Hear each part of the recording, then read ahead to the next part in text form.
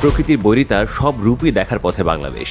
মাটি ফুঁড়ে বেরিয়ে আসছে দানবের হুঙ্কার, কাঁপছে শহর, নগর, গ্রাম। আতঙ্কের ঘোর এখনো কাটিয়ে উঠতে পারছে না অনেকে। সবাই চাইছেন একটু স্বস্তির খবর। একসময় যে দুর্যোগ নিয়ে বাংলাদেশকে একদমই মাথা ঘামাতে হতো না, সে এখন অনাকাঙ্ক্ষিত অতিথির মতো কড়া নাড়ছে দরজায়। কড়া নেড়ে সে থেমে নেই, অনধিকার প্রবেশও করে ফেলেছে। বহুদিন ভূমিকম্পের কোনো ঝুঁকি না থাকায় তেমন কোনো প্রস্তুতিও নেই, তাই বেলাগাম চারপাশে লাগাম টানতে রীতিমতো হিমশিম খেতে হচ্ছে।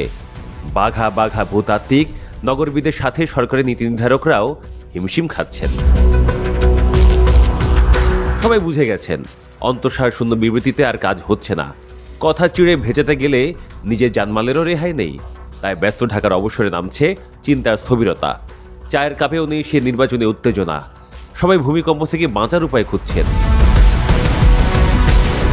তবে সব নিউরন সেলের অনুরোধন এক করেও অনেকেই কোনো উপায় খুঁজে পাচ্ছেন না। বুঝতে পারছেন না এই অপরিকল্পিত কংক্রিট বাগানে বসে তারা কিভাবে বাঁচার ভরসা খুঁজবেন।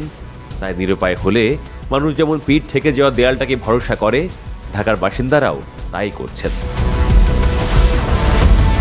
তবে ভাবনার শেষ সেখানেও নাকি নাই। মরার উপর খাড়ার ঘা হয়ে নাকি আসছে আরেক দুর্যোগ। এবার রুষ্ট হয়ে উঠেছে দেশের একটা বড় অংশকে জলস্তরে আগে রাখা বঙ্গোপসাগর। আবহাওয়ার খবর বলছে বঙ্গোপসাগরে সৃষ্টি হওয়া লঘুচাপটি এখন সুস্পষ্ট লঘুচাপে পরিণত হয়েছে।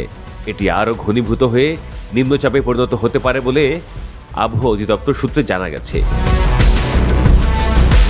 এই নিম্নচাপটি ঘূর্ণিঝড়ের রূপ নেবে কিনা তা এখনও নিশ্চিত নয় বলে জানিয়েছেন আবহাওয়াবিদেরা।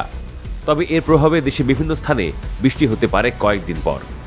চলতি মাসের শেষে একটি নিম্নচাপ এবং সেখান থেকে একটি ঘূর্ণিঝড় সৃষ্টির আভাস দিয়েছিল আবহাওয়া অফিস।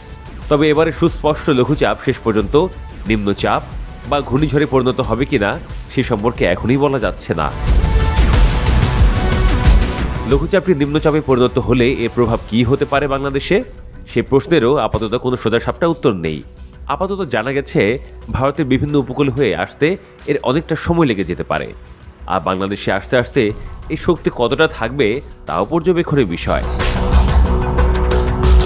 তবে কাগজে কলমের হিসাব যাই বলুক, তাতে দুর্যোগ বলয়ে ঢুকে পড়া বাংলাদেশের চিন্তা কিন্তু কমছে না।